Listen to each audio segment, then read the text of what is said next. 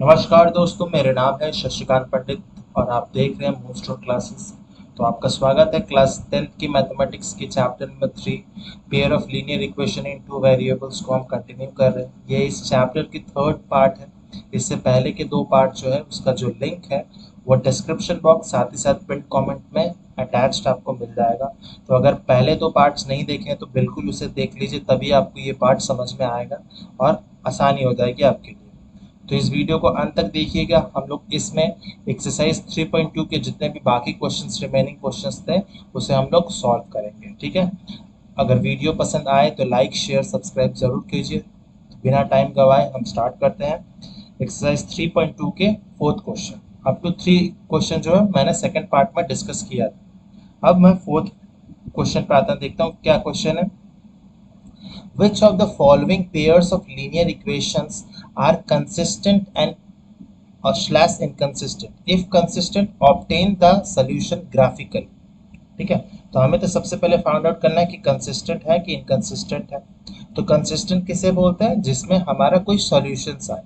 ठीक है। तो इधर ये इंटरसेक्टिंग हो सकता है या फिर कोइंसिडेंट, इन दोनों केस में ही सॉल्यूशंस आते हैं। और इनकंसिस्टेंट कब आता है? जब पैरेलल होते हैं, दो पेयर ऑफ लीनियर इक्वेशंस के जो ग्राफ है वो पैरेलल होते हैं, तब इनकंसिस्टेंट होते हैं। ठीक है। तो फर्स्ट क्वेश्चन देखते हैं। x plus y is equal to 5 and second equation है 2x plus 2y is equal to 10। तो अगर हम लोग रेशियो फॉर्म में लिखेंगे a1 by a2, b1 by b2 and c1 by c2, क्या ये इक्वल है? तो यहाँ पे a1 क्या है? तो 1 है। और b क्या a2 क्या है? 2 है। ठीक है। तो दैट इज हाफ। b1 1 है, b2 क्या है? वो भी 2 है। c1 क्या है? 5 है। c2 इज 10, जिसको हम लोग सिंपलेस्ट फॉर्म में करेंगे तो ये भी 1/2 हो जाएगा। तो ये क्या हो रहा है? ये सारा ही इक्वल है। ठीक है। तो ऐसे इक्वेशंस को हम लोग क्या कहते हैं? जब इक्वल हो तो हम लोग उसको कहते हैं कोइंसिडेंट। जब a1 by a2 is equal to b1 by b2 is equal to c1 by c2, then we say as coincident. ठीक है, कोइंसिडेंट। और जब कोइंसिडेंट होगा तो बहुत सारे इन्फाइनाइटली मेनी सॉल्यूशंस मिलेंगे इसमें, है ना, मेनी सॉल्यूशंस इसमें। और अगर सॉल्यूशन है तो हम लोग कह सकते हैं कि ये कंसिस्टेंट है ना। तो हम लोग कह सकते हैं कंसिस्टेंट है। तो अब ग्राफ प्लॉट किया जाएगा। तो ग्राफ प्लॉट करने से पहले हमें वैल्यूज कोऑर्डिनेट्स फाइंड आउट करने होंगे। तो सबसे पहले इक्वेशन का जो है हम लोग निकालते हैं x बाई वाई, वैल्यूज निकालते हैं। और ये सेकंड ग्राफ सेकंड इक्वेशन के लिए। ठीक है। तो लेट सपोज x की वैल्यू फर्स्ट इक्वेशन में हम लोग 1 यूज करते हैं। तो y क्या हो जाएगा? y will be 5 minus 1 that is 4, easy.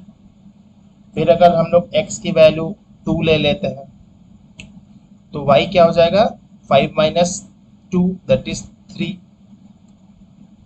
और एक कोऑर्डिनेट निकाल लेते हैं। लेट सपोज x की वैल्यू 4 है तो y क्या हो जाएगा? y will be 1। ठीक है। तो ये हमारे कोऑर्डिनेट्स निकल गए फर्स्ट इक्वेशन के। सेकंड इक्वेशन का भी सिमिलरली हम लोग निकाल लेंगे। तो अगर 1 लेंगे तो क्या होगा? 2 इंटू 1 2, तो 2y क्या हो जाएगा? 10 माइनस 2 दैट इज 8। तो y क्या हो जाएगा? 8 डिवाइडेड बाई 2 दैट इज 4। ठीक है। सिमिलरली अगर हम लोग 2 लेंगे तो again we will get y is equal to 3 and if will take 4 then we will get 1। तो सिमिलर काइंड ऑफ कोऑर्डिनेट्स मिलेंगे। ठीक है। तो ये कोइंसिडेंट में तो ऑलवेज सिमिलर ही मिलेंगे ना, क्योंकि रेशियो जो है वो तो इक्वल है, तो कोऑर्डिनेट्स भी इक्वल ही मिलेंगे। तो ये हमें इस कोऑर्डिनेट मिल गया। अब जस्ट हम इसको प्लॉट करेंगे ग्राफ पे। तो मैंने इसके लिए आपको आसानी से ये प्लॉटिंग में बता दिया, क्योंकि दोनों इक्वेशन के कोऑर्डिनेट्स जो है वो सिमिलर है ना, दोनों के कोऑर्डिनेट सिमिलर है। तो इसीलिए इसमें बहुत सारे इन्फिनिटली मेनी सॉल्यूशन है। मतलब x और y की वैल्यू बहुत सारे हो जा रहा है। कौन कौन से वैल्यूज हो रहे हैं x y की? तो x और y की वैल्यू 1,4 भी हो सकता है, 2,3 भी हो सकता है, 4,1 भी हो सकता है। ऐसे बहुत सारे इन्फिनिटली मेनी सॉल्यूशंस मिल रहे हैं। तो जब दो लाइंस कोइंसिडेंट है, दो पेयर ऑफ इक्वेशन अगर कोइंसिडेंट है तो हमें इसी तरह से बहुत सारी इन्फिनेटली मेनी सॉल्यूशंस मिलेंगे। तो आप इसको बहुत इजीली प्लॉटिंग कर सकते हैं ग्राफ को, वेरी इजी है, इसीलिए मैं इसको अब डिटेल में नहीं बताना चाहता। अगर ग्राफ आपको कैसे प्लॉट करना है अगर वो समझना है तो आप प्रीवियस वीडियोस देख सकते हैं, उसमें मैंने बता दिया। फिर हम लोग सेकेंड क्वेश्चन की तरफ मूव करते हैं। तो इस ग्राफ में देखिएगा तो सारे कोऑर्डिनेट्स जो हैं वो ओवरलैप कर रहे हैं, ठीक है। तो ये इससे हम लोग क्या कंक्लूड कर सकते हैं कि that this pair of equation is consistent, ठीक है। ये कंसिस्टेंट पेयर ऑफ इक्वेशन और बहुत सारे सॉल्यूशंस, इन्फिनिटली मेनी सॉल्यूशंस, ठीक है।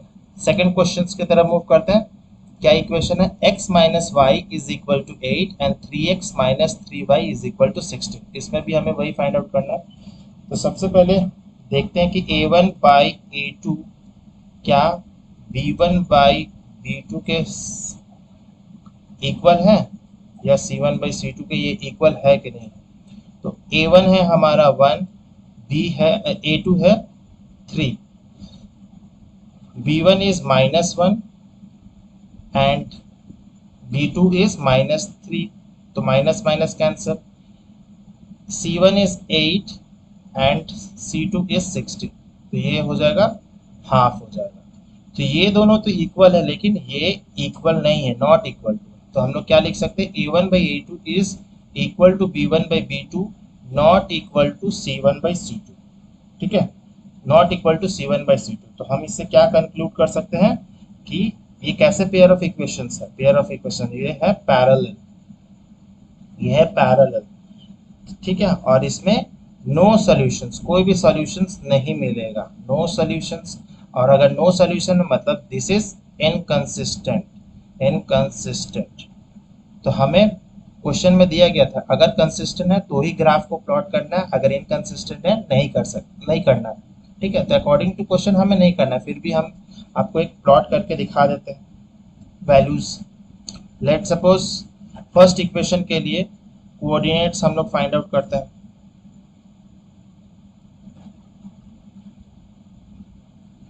ठीक है। तो अगर हम लोग जीरो ले लेते हैं तो क्या होगा? जीरो लेने से y की वैल्यू हो जाएगी -8, ठीक है। फिर अगर हम लोग 3 ले लेते हैं, लेट सपोज 3 लेते हैं, तो 3 ये हो जाएगा -5। फिर अगर वैल्यू हम लोग 8 लेंगे x की वैल्यू, तो y क्या हो जाएगा? y होगा 0। इसी तरह से हम लोग तीन कोऑर्डिनेट्स फाइंड आउट कर लिए फर्स्ट इक्वेशन के लिए। सेकंड इक्वेशन के लिए भी हम लोग सिमिलरली कोऑर्डिनेट्स निकाल लेंगे। तो अगर हम लोग 0 लेते हैं, x की value 0, then 3y will be 16 minus 0, हाँ 16 डिवाइडेड बाई 3। तो y की वैल्यू क्या होगी? -16 डिवाइडेड बाई 3। अगर हम लोग 3 ले लेते हैं x की वैल्यू, 3 लेने से क्या होगा? 3 3 9, 16 माइनस 9 इज 7, 7 बाई 3, -7 बाई 3, ठीक है कोऑर्डिनेट्स।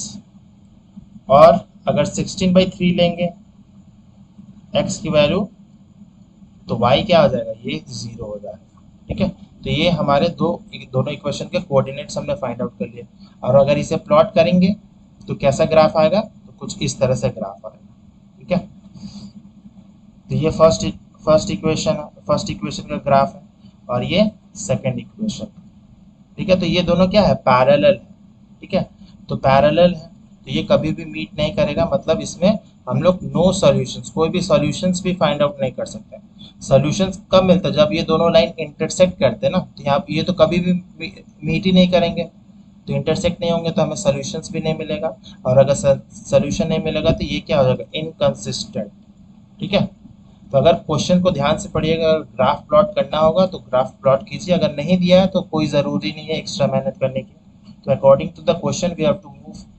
देन थर्ड क्वेश्चन देखते हैं क्या है। सिमिलर टाइप ऑफ क्वेश्चन है, कंसिस्टेंट इनकंसिस्टेंट बताना है। तो जैसे कि सिमिलरली a1 बाई a2 क्या इक्वल है b1 by b2 and c1 by c2। तो देख फाइंड आउट करते हैं। a1 है हमारा 2, a2 is 4, b1 is 1 and B2 is -2, C1 is -6 and C2 is -4। ये तो कैंसल आउट, ये माइनस सॉरी हाफ हो गया, ये हो गया -हाफ और ये हो गया 3/2। तो half is not equal to -half, not equal to 3/2। तो हम लोग क्या लिख सकते हैं, A1/A2 is not equal to B1/B2 and B1/B2 is not equal to C1/C2। ऐसे पेयर ऑफ इक्वेशंस को हम लोग क्या कंक्लूड करते हैं कि this are intersecting, this are intersecting pair of equations, है ना। तो इंटरसेक्टिंग पेयर ऑफ इक्वेशंस में क्या होता है, एक ही यूनिक सॉल्यूशन बनता है, ओनली वन यूनिक सॉल्यूशन, ठीक है, ओनली वन यूनिक सॉल्यूशन, एक ही यूनिक सॉल्यूशन मिलता है, ठीक है। और सॉल्यूशन मिल रहा है तो मतलब ये कंसिस्टेंट है ना। और अगर कंसिस्टेंट है तो हमें ग्राफ प्लॉट करना होगा। तो ग्राफ प्लॉट करने के लिए फिर से हमें कोऑर्डिनेट्स निकालने होंगे। तो फर्स्ट इक्वेशन के कोऑर्डिनेट्स हम लोग फाइंड आउट करते हैं, ठीक है। तो अगर x की वैल्यू हम लोग 2 ले लेते हैं तो ये हो जाएगा 4, ठीक है। और इधर आ जाएगा तो 6 - 4 दैट इज 2। तो ये भी y की वैल्यू भी 2 हो जाएगी। तो इसको आपको ओरली करना पड़ेगा, ठीक है। क्लास 10th में आ गया तो ये सब ओरली करना होगा। अगर x की वैल्यू 1 होगी तो y की वैल्यू क्या आ जाएगी, ये हो जाएगा 6, इधर आएगा तो 4 आ जाएगा, है ना, 4 हो गया। सिमिलरली अगर x की वैल्यू हम लोग -1 ले लेते हैं, -1 लेंगे तो -2 -6, तो ये हो जाएगा 8 हो जाएगा, साइड चेंज होगा तो, ठीक है। तो -1, ये फर्स्ट इक्वेशन के कोऑर्डिनेट्स निकल गए। सिमिलरली सेकंड का भी हम लोग फाइंड आउट करते हैं। तो अगर हम लोग x की वैल्यू 1 लेंगे तो क्या होगा, 4 कैंसिल आउट हो जाएगा, 4 और -4 कैंसिल आउट, तो y की वैल्यू क्या होगी, 0 होगी ऑब्वियसली। अगर x की वैल्यू हम लोग 0 लेते हैं तो क्या होगा, -2y will be equal to 4 that is y equal to -2। Similarly x की वैल्यू हम लोग 2 ले लेते हैं, 4 × 2 8, -8 plus 4 that is -4, minus cancel तो 2 हो गया, ठीक है। तो ये हमारे कोऑर्डिनेट्स निकल गए, ठीक है। तो अब इसको प्लॉट करेंगे तो बहुत आसानी से आपको ग्राफ मिल जाएगा। तो इस तरह से कुछ ये ग्राफ मिल रहा है, ठीक है। तो ये है सेकेंड इक्वेशन का, ठीक है, 4x - 2y इज -4, और ये फर्स्ट इक्वेशन का, ठीक है। तो इस तरह से हम लोग प्लॉट करेंगे 3 कोऑर्डिनेट से। तो यहाँ पर ये जो पॉइंट है ये मीटिंग पॉइंट है, इंटरसेक्टिंग पॉइंट है। तो ये हमारा वैल्यू है, क्या इसका कोऑर्डिनेट्स क्या है, तो 2, 2, यानी x की वैल्यू क्या है, 2 है एंड y की वैल्यू 2 है, ठीक है। तो अगर हम लोग इसमें पुट करते हैं वैल्यू, x की वैल्यू 2 और y की वैल्यू भी 2, तो 2 × 2 क्या हो गया 4, y की वैल्यू 2 -6, 4 + 2 6, 6 - 6 0, ये प्रूफ हो गया। अगेन 4 × 2 8, 2 × 2 4 × 2 कितना होता है 8, 8 - 4 4, फिर -4, 8 - 4 -4 क्या होता है 0। तो मतलब ये x और y की सिर्फ एक ही वैल्यू है 2, 2। अगर हम लोग x की वैल्यू कोई भी चेंज करेंगे, 1 कर देते हैं 1, 1, तो ये प्रूफ ही नहीं होगा, ठीक है। तो सिर्फ ओनली वन सोल्यूशन मिल रहा है हमें, क्या है, x और y का वैल्यू 2, 2। तो हम लोग ग्राफ से भी हम लोग सॉल्यूशंस इजीली निकाल सकते हैं, ठीक है। तो ये इंटरसेक्टिंग पॉइंट ही है। तो यहाँ पर सिर्फ एक यूनिक सॉल्यूशन मिल रहा है, तो ऐसे पेयर ऑफ इक्वेशन को हम लोग क्या कहेंगे, कंसिस्टेंट, ठीक है। इसे हम लोग कंसिस्टेंट कहेंगे। नेक्स्ट क्वेश्चन नंबर 4 की तरफ मूव करते हैं। 2x - 2y - 2 is equal to 0 and 4x - 4y - 5 is equal to 0. तो again a1/a2, b1/b2 and c1/c2। तो a1 है 2, a2 है 4, b1 है -2 -4, c1 -2 -5। तो ये कैंसल, ये भी कैंसल, हाफ हो जाएगा, ये भी हाफ हो जाएगा, लेकिन ये कैंसल आउट नहीं होगा। तो 1/2 is equal to 1/2 but not equal to 2/5। तो a1/a2 is equal to b1/b2 but not equal to c1/c2। ठीक है, तो ऐसे पेयर ऑफ इक्वेशंस को क्या कहते हैं? Again we will say this pair of equation are parallel, और पैरेलल में कोई भी सोल्यूशन नहीं होता है, हमने करके देखा ऊपर में। ठीक है, तो इसको हम लोग क्या कहेंगे? Inconsistent, inconsistent. ठीक है, तो हम लोग फिर अगेन एक बार प्रूफ कर लेते हैं कोऑर्डिनेट्स निकाल के कि ऐसा आता है कि नहीं आता। ठीक है, तो फर्स्ट पेयर ऑफ इक्वेशन के लिए अगर हम लोग x की वैल्यू लेट सपोज 0 ले लेते हैं, तो 2 इंटू 0 0 हो जाएगा, तो -2, और ये तो ये हो जाएगा -1। सिमिलरली x की वैल्यू हम लोग अगर 1 ले लेते हैं, 1, तो 2 कैंसिल, तो y की वैल्यू 0 हो जाएगा। ठीक है, तो हम बस दो ही आपको दो कोऑर्डिनेट से भी फाइंड आउट करा के देंगे। ठीक है, तो दो मिनिमम दो कोऑर्डिनेट्स तो चाहिए ही चाहिए। ठीक है, क्योंकि दो पॉइंट्स मिल जाएंगे तो हम लोग इजीली इसको स्ट्रेट लाइन से ऐसे एक्सटेंड कर सकते हैं। ठीक है, तो एक लाइन से तो नहीं होगा, लेकिन दो पॉइंट से इजीली बन जाता है। फिर है एक्स कॉमा वाई। ठीक है,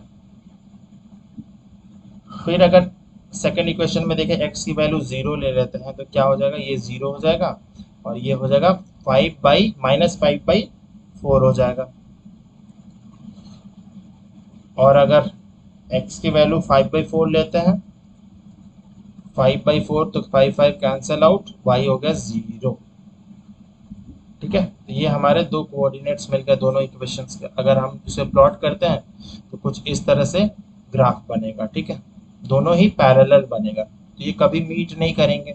तो मीट नहीं करेंगे तो कोई इंटरसेक्टिंग पॉइंट नहीं होगा, तो ऑब्वियसली हमें कोई भी सोल्यूशन नहीं मिलेगा, नो सोल्यूशन। तो ऐसे नो सोल्यूशन को हम लोग क्या कहते हैं? Inconsistent, inconsistent pair of equation. ठीक है, तो क्योंकि क्वेश्चन में नहीं दिया था इनकंसिस्टेंट के ग्राफ बनाना, तो भी मैं आपको बता दिया कैसे करना है। ठीक है, तो ऐसे अगर क्वेश्चन आते हैं तो क्वेश्चन के अकॉर्डिंग चलना है, और ग्राफ जरूर प्रैक्टिस करना है। ऐसे ग्राफ्स एग्जाम में हमेशा से एक क्वेश्चन ग्राफ से रिलेटेड पूछा जाता है। ठीक है, नेक्स्ट मूव करते हैं नेक्स्ट क्वेश्चन की तरफ। क्वेश्चन नंबर 5 क्या कहता है? Half the perimeter of a rectangular garden whose length is 4 meter more than its width is 36 meter। तो बहुत ध्यान से पढ़ना पड़ेगा। Half the perimeter of a rectangular garden. ठीक है, तो रेक्टेंगुलर गार्डन, रेक्टेंगुलर गार्डन का पेरीमीटर क्या होता है? अगर this is L and this is breadth, ठीक है, लेंथ एंड ब्रेथ, तो पेरीमीटर क्या होगा? Perimeter means outer boundary. तो आउटर बाउंड्री में क्या होगा? 2l plus 2b, 2l plus 2b। 2 अगर कॉमन ले लेंगे तो क्या होगा? 2 इंटू एल प्लस बी, ये तो पता ही है। अब इसमें बोला हाफ, बोला तो हाफ क्या होगा? Half of perimeter means half of perimeter will be what? Half of 2 into L plus B. तो 2 कैंसिल आउट, बचेगा क्या? Half perimeter L plus B. ठीक है, ये बहुत बेसिक चीज था, तो भी मैं बता दे रहा हूँ। अब हम लोग को लीनियर इक्वेशन से सॉल्व करना है, तो कैसे करना है? ठीक है, तो लेट, मान लेते हैं, let the length of rectangular garden be x metre and breadth, या विथ कह सकते हैं, v y मीटर। ठीक है, अब क्वेश्चन में दिया है whose length is 4 meter more than its width। तो अकॉर्डिंग टू योर क्वेश्चन क्या होगा? According to question, length is 4 metre more than breadth, है ना? तो हम लोग इक्वेशन क्या बनेगा? x will be equal to y plus 4, है ना? और अगर इसे रीअरेंज करेंगे तो क्या होगा, x minus y is equal to 4। ठीक है, this is our first equation. फिर दूसरा इक्वेशन क्या है, half of the perimeter of a rectangular garden length and breadth दिया हुआ है इज 36 मीटर। तो हाफ ऑफ द पेरीमीटर क्या होगा, l प्लस बी, और l और b हम लोग ने क्या लिया, x और y लिया है।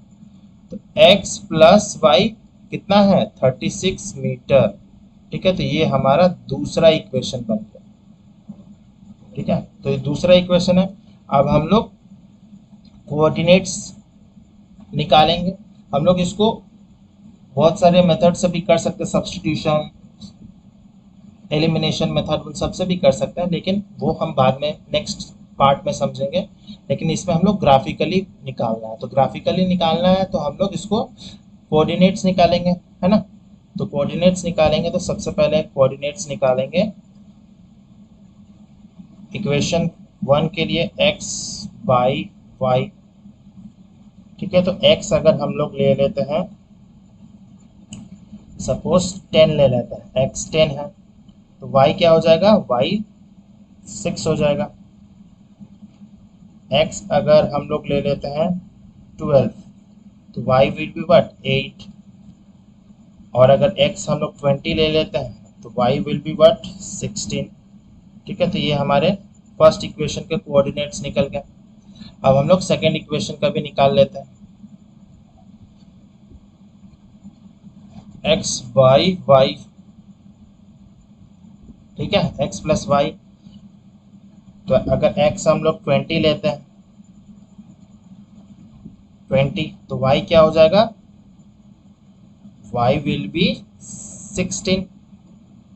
अगर 24 ले लेंगे तो 12 हो जाएगा, और अगर x की वैल्यू 12 लेंगे तो 36 माइनस 12 हो गया 24।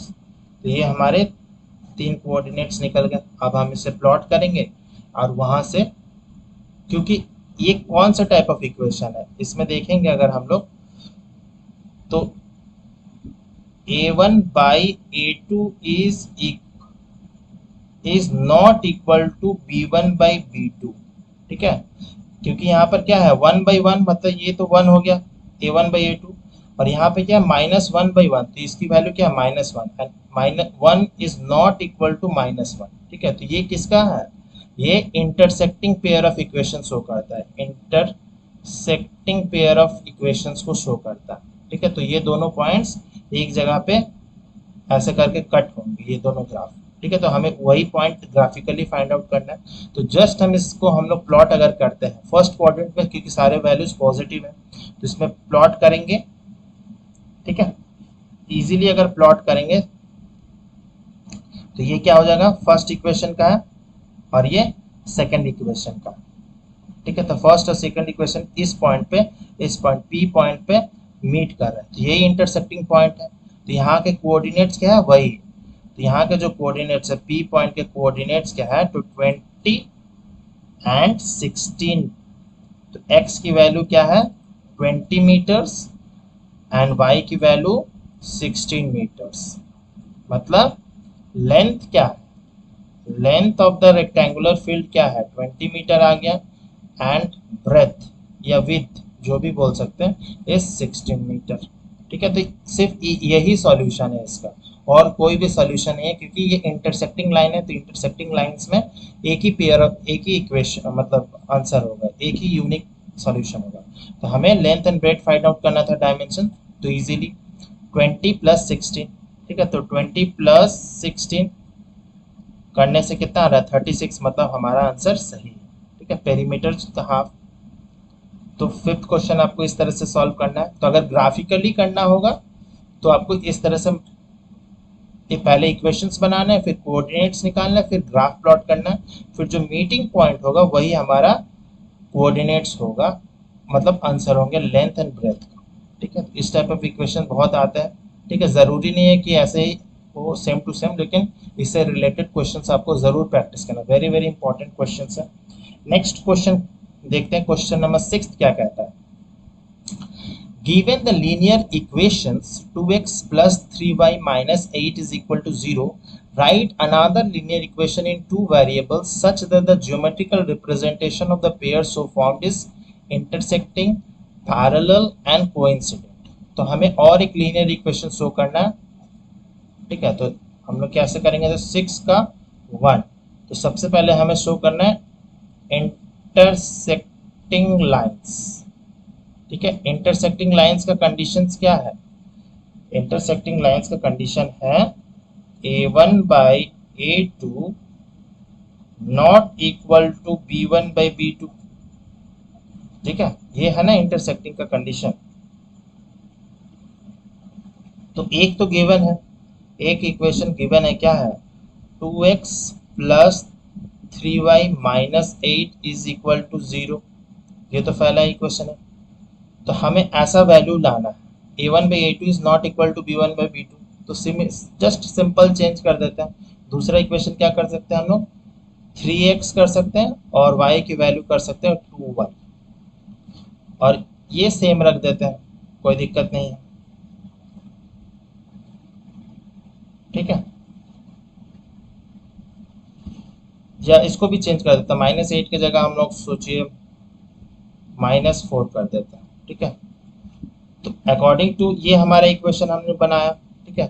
तो इससे हम लोग क्या कंक्लूड करते हैं कि a1 by a2 is not equal to b1 by b2 not equal to c1 by c2, ठीक है।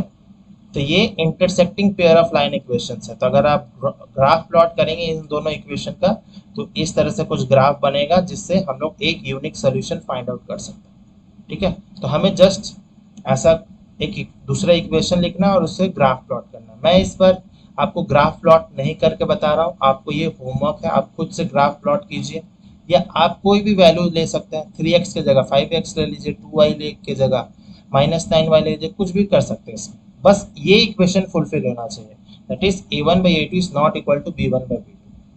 अगर ये फुलफिल हो जाता है तो आपका जो इक्वेशन है वो करेक्ट होगा, ठीक है। तो ये हो गया इंटरसेक्टिंग के लिए। फिर हम लोग सेकंड कर सकते हैं पैरेलल लाइंस, पैरेलल लाइंस, ठीक है।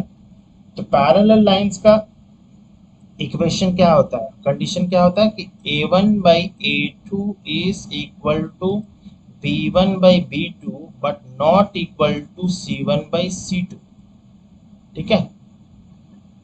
तो ये तो गिवन है, 2x plus 3y minus 8 is equal to 0। अब हमें ये इक्वेशन पहले प्रूफ करना है कि a1 by a2 is equal to b1 by b2। तो a2 हम लोग क्या ले सकते हैं, a2 को हम लोग मान लेते हैं, इसको डबल कर देते हैं 4x, और इसका 3y की जगह डबल करेंगे तो 6y हो जाएगा, ठीक है।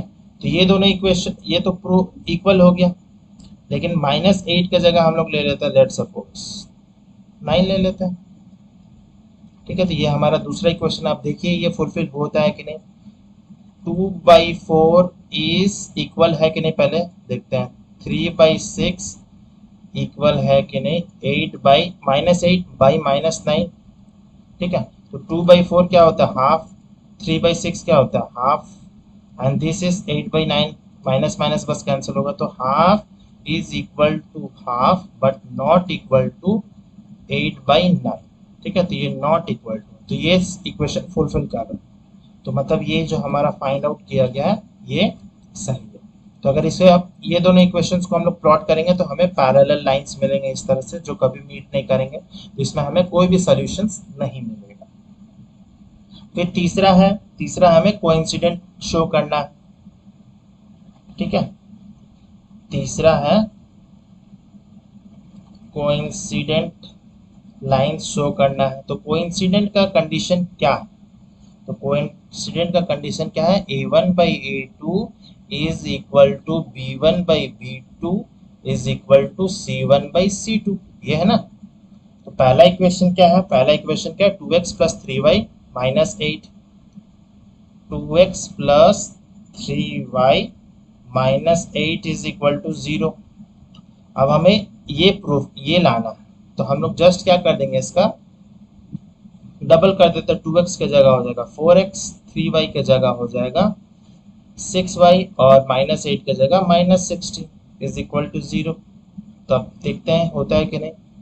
2/4, 3/6, -8 minus 16, minus minus cancel out. 2/4 कितना हो गया, हाफ। 3/6 half, 8/16 half. तो ये तीनों ही इक्वल है, मतलब A1/A2 is equal to B1/B2 is equal to C1/C2। तो ये हमारा दूसरा इक्वेशन है। तो ऐसे अगर हम लोग प्लॉट करेंगे तो दोनों की जो कोऑर्डिनेट्स निकलेंगे वो सिमिलर निकलेंगे, ठीक है। तो हमें ऐसे दो ओवरलैपिंग लाइंस मिलेंगे, ठीक है। तो इसमें बहुत सारे इन्फिनिटली मेनी सॉल्यूशंस मिलेंगे आपको, ठीक है। तो आप ग्राफ प्लॉट करके आज होमवर्क कर सकते हैं। तो ये इक्वेशन से आप दोनों कोऑर्डिनेट्स निकालिए, फिर ग्राफ प्लॉट कर लीजिए ग्राफ पेपर पे, ठीक है। तो प्रैक्टिस करना आपके लिए बहुत ज़रूरी है, इसीलिए मैं बार बार वो ग्राफ शो नहीं कर रहा हूँ। फिर नेक्स्ट क्वेश्चन देखते हैं, क्वेश्चन नंबर 7, जो कि एक्सरसाइज 3.2 का लास्ट क्वेश्चन है। क्या क्वेश्चन है, draw the graph of the equation x minus y plus 1 is equal to 0 and 3x plus 2y minus 12 0. Determine the coordinates of the vertices of the triangle formed by these lines and the x axis, ठीक है। these lines, ये दोनों lines and x axis and shade the triangular region। तो हमें इसमें graph plot करना पड़ेगा, ठीक है। तो दो कोऑर्डिनेट, दो जो इक्वेशन है सबसे पहले लिख लेते हैं, x minus y plus 1 is equal to 0 and 3x plus 2y minus 12 is equal to 0। तो सबसे पहले हम कंडीशन से एक बार करके देखते हैं, ठीक है, कि A1/A2 B1/B2। तो हम लोग ऐसे भी तो करके बता सकते हैं ना कि इंटरसेक्ट होगा कि नहीं होगा। तो यहाँ पे क्या हो रहा है, A1 is 1/3, B1/B2 is -1/2 and C1/C2 is 1/-12। तो ये तीनों ही नॉट इक्वल है। नॉट इक्वल है, नॉट इक्वल मीन्स क्या होता है, नॉट इक्वल मीन्स ये इंटरसेक्टिंग होगा, मतलब ये दोनों लाइन जो है ये इंटरसेक्ट करेंगे। किसके साथ में इंटरसेक्ट करेंगे, तो तीसरा जो है वो आपका एक्स एक्सिस के साथ इंटरसेक्ट करेंगे। तो ये बन जाएगा हमारे ट्राइंगल, ठीक है। तो हमें इन ट्राइंगल्स के तीनों वर्टिसेस के कोऑर्डिनेट्स निकालने हैं, ठीक है। तो लेट सपोज ABC ये ट्राइंगल है और इसे शेड भी करना है, ठीक है। तो इसको शेड करने के लिए तो सबसे पहले तो हमें ग्राफ प्लॉट करना पड़ेगा। इसके लिए हम लोग को कोऑर्डिनेट्स निकालेंगे। तो सबसे पहले इक्वेशन का ग्राफ प्लॉट करते हैं, ये नंबर 1 इक्वेशन, ये नंबर 2। तो 1 का अगर प्लॉट किया जाए x/y, तो अगर हम लोग सबसे पहले 0 ले लेते हैं x की वैल्यू, तो y क्या हो जाएगा, 1 हो जाएगा। x की वैल्यू अगर 1 लेंगे तो क्या होगा, 1, तो ये इधर आ जाएगा तो 2 हो जाएगा, ठीक है। और अगर 3 ले लेते हैं तो क्या होगा, 3 + 1 4, इधर आ जाएगा तो माइनस माइनस कैंसिल हो जाएगा तो 4 होगा। अगर -1 लेंगे x की वैल्यू तो -1 + 1 कैंसिल आउट तो y 0 हो जाएगा, ठीक है। तो ये फर्स्ट आ गया। फिर दूसरा इक्वेशन का कोऑर्डिनेट्स निकालते हैं x y का। तो अगर x हम लोग 0 ले लेते हैं, लेट सपोज 0, तो ये 0 हो गया। 2y is equal to 6, easy. x की वैल्यू अगर 2 ले लेते हैं तो 6, और इधर -12 तो -6, इधर आ गया तो 6, तो ये हो जाएगा y 3 हो जाएगा। एंड अगर 4 ले लेते हैं तो 4 में क्या होगा, 3 × 4 12, -12 + 12 0 हो जाएगा, तो y भी 0 हो जाएगा। तो इस तरह से हमने कोऑर्डिनेट्स निकाल लिया, ठीक है। तो कोई भी 3 कोऑर्डिनेट्स हम लोग इसको प्लॉट कर सकते हैं, ठीक है। तो यहाँ पर मैंने इसीलिए आसानी के लिए आपको लिए इसको प्लॉट कर दिया, ठीक है। तो अगर ये आप देखेंगे ध्यान से, ठीक है, ये this is our first equation and this, ये जो लाइन है ये सेकंड इक्वेशन को रिप्रेजेंट कर रहा है। और ये कहाँ पे पॉइंट इंटरसेक्ट कर रहा है, तो दिस पॉइंट, ठीक है। ये पॉइंट जो है वो है ए पॉइंट, ठीक है, ए पॉइंट है। तो ये कहाँ पे मीट कर रहा है, तो अगर आपको क्लियरली विजिबल नहीं है तो मैं बता दे रहा हूँ, ये जो पॉइंट है वो ए कोऑर्डिनेट्स है, ए का कोऑर्डिनेट्स है 2,3, ठीक है। और ये जो है ये एक्स एक्सिस को कट कर रहा है, ठीक है, ये दोनों लाइन एक्स एक्सिस को कट कर रहा है। तो ये बन गया दूसरा coordinate, that is B. B coordinate क्या है, तो बी कोऑर्डिनेट है ये -1 और y की वैल्यू 0 है, और c कोऑर्डिनेट यहाँ पर कट कर रहा है, तो c की जो वैल्यू है c कोऑर्डिनेट की वो है 4,0। ठीक है, तो इस ग्राफ को अगर प्लॉट करेंगे आप तो यही एग्जैक्टली कोऑर्डिनेट्स आपको फाइंड आउट होंगे। ठीक है, तो यही इक्वेशन में हमें क्वेश्चन में फाइंड आउट करना था। ठीक है, और साथ ही साथ में शेड कर देना है, तो इसको जस्ट आप ग्राफ पेपर में आप पेंसिल से इसको शेड कर सकते हैं इस तरह से। ठीक है, और प्रॉपर लेबलिंग करना होगा आपको सारे कोऑर्डिनेट, साथ ही साथ इक्वेशन कि ये जो लाइन है वो फर्स्ट इक्वेशन को शो कर रहा है, ये सेकंड इक्वेशन को, और एक्स एक्सिस को कौन सा कट कर रहा है। फिर लास्ट में आपको लिखना पड़ेगा 3 वर्टिसेस जो है ट्राइंगल के, 3 वर्टिसेस है ना, ये जो है determine the coordinate of the vertices, तो 3 वर्टिसेस के कोऑर्डिनेट क्या क्या है, तो 3 वर्टिसेस के कोऑर्डिनेट्स क्या क्या है, तो ए के है 2,3, बी का है -1,0 एंड सी कोऑर्डिनेट जो है 4,0। ठीक है, तो इसी से आप आंसर आसानी से फाइंड आउट कर सकते हैं। ठीक है, तो ये भी वेरी वेरी इंपॉर्टेंट क्वेश्चन है। इस टाइप ऑफ क्वेश्चंस भी अक्सर पूछे जाते हैं। ऑब्वियसली एग्जैक्टली ये क्वेश्चन फ्रेम ना हो, उसके वैल्यूज चेंज हो सकते हैं, या फिर ट्राइंगल के जगह में कोई दूसरा फिगर दिया हो। ठीक है, तो ट्राइंगल तो थोड़ा इजी भी था, लेकिन अगर और कोई फिगर दे दिया जाए जैसे पैरेललोग्राम या कोई और फिगर, तो आप इसी तरह से आप फाइंड आउट कर सकते हैं। ठीक है, तो उम्मीद करता हूँ आपको इस वीडियो से बहुत कुछ सीखने समझने मिला होगा। अगर कोई डाउट्स है तो आप कमेंट सेक्शन में पूछ सकते हैं।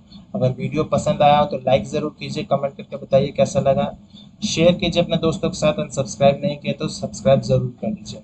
मिलते हैं नेक्स्ट वीडियो में, टिल देन बाय बाय, जय हिंद।